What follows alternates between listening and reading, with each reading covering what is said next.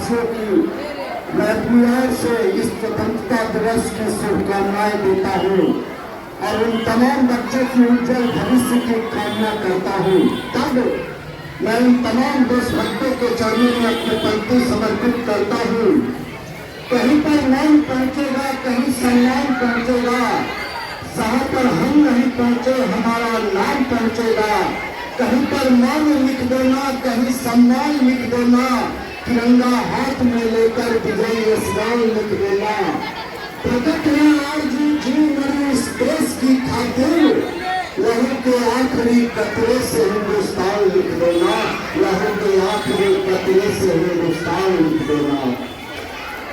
बंदियों की साधना में शीश अपने गो गए जो तिरंगा ओढ़ मां की गोद में ही सो गए वो, उन शहीदों को दो सलामी दो बड़े सम्मान से, जो तिरंगा ओढ़ मां की गोद में ही सो गए, जो तिरंगा ओढ़ मां की गोद में ही सो गए। और जितना बाटा बांट दिया देश में ही बटने देंगे, भारत मां की प्यारी बेड़ा यूं तो कहीं खड़ा होगा, फिर भी कोई वक्त पड़ा तो पूरा देश खड़ा होगा। बलिवेदी पर प्राण चढ़ाने आगे वही बढ़ा होगा। अरे देशभक्त की हाला पीकर जिसको नशा चढ़ा होगा, अरे वही नशा जब घुला रक्त में राष्ट्र प्रेम कहलाया है। अरे हमने हिंदू राष्ट्र यज्ञ में भगवा ध्वज लहराया है, भगवा ध्वज लहराया है। इस चमन में आजकल कैसी हवा चलने लगी है, संदली सी गंध के दुर्गंध में ढलने लगी है। अरे बिस्मिल भगत अशफाकुल्लाह की साझी विरासत पूछती है, देश की तस्वीर क्यों बारूद से जलने लगी है, देश की तस्वीर क्यों बारूद से जलने लगी है।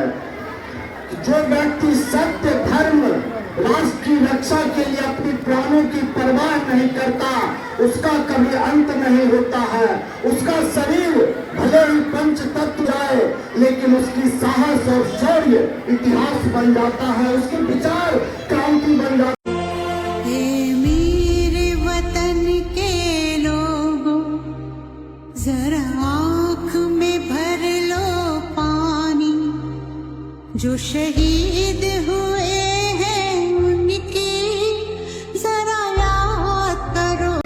तब मैं वो पंक्ति वहां से उठाकर कहता हूँ, सवाल सत्ता से करोगे तो हमेशा के लिए गुनाहगार ठहरा दिए जाओगे, गरीब के हक में खड़े होगे तो गुनाहगार ठहरा दिए जाओगे। अरे व्यवस्था की नाकामियां गिनाओगे तो हमेशा के लिए खामोश कर दिए जाओगे।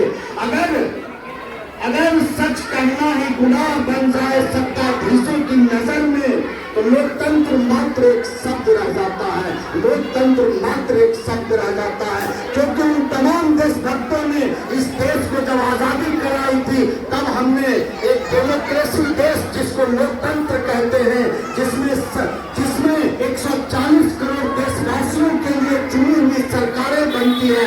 और वो जब